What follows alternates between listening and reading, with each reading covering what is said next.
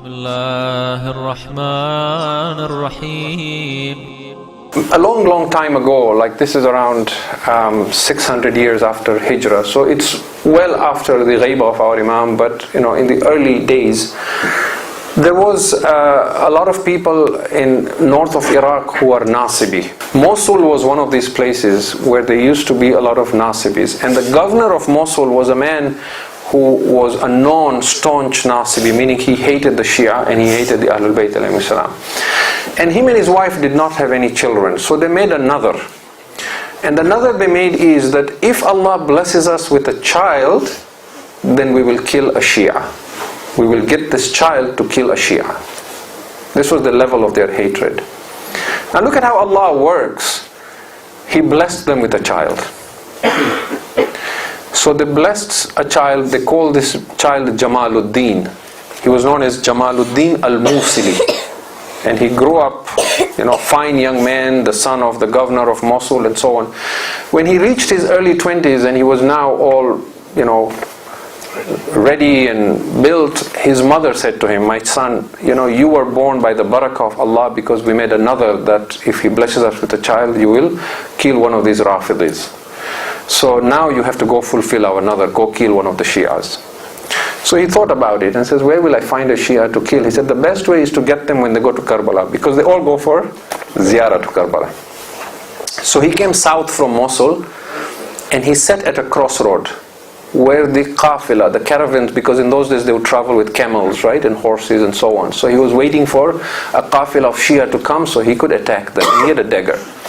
The first night nobody showed up. Second night nobody showed up. This is a documented true story. The third night, as he sat there, he saw a caravan approaching from a distance. He saw a qafila. He said, "This must be a group of Shias coming back from Karbala, heading in a different direction. I will get them there." He waited, but the caravan was moving very slowly, and suddenly he was so tired, he felt drowsy, he fell asleep. The qafila came, they passed by him at the fork of the road, and they went on. They moved away. When he woke up, he realized, "I missed them. This was my opportunity to kill a Shia." And all that he saw was he was covered in dust, because when the qafila passed, with their horses and all that ghubar, they were covered, he was covered. So he went back very disappointed that he missed killing them. He slept that night. He says, "When I slept at night, I had a dream that it was the day of judgment, it was Yawmul Qiyamah. And somebody announced and said, 'Bring all the Nasibis for the fire of Jahannam.' And he says, we were all brought to the fire and I was one of them."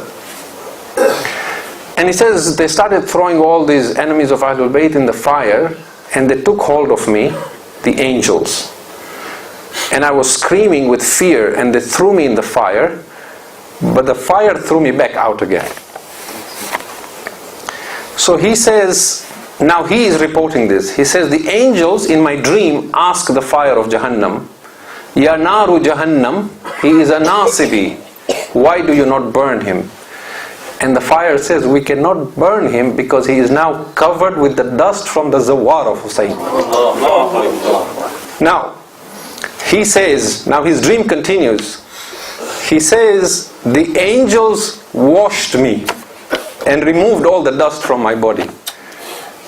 And then they threw me back again in the fire, and the fire threw me out again. And the angels asked the fire and said, 'Why do you not burn him now? We have removed all the dust of the zawar of Hussein.' And the fire said, 'But some of the dust has now entered his heart. He has now developed a love for Hussein.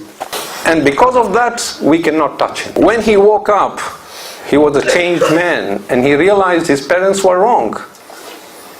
So he converted and became a Shia. He was a poet.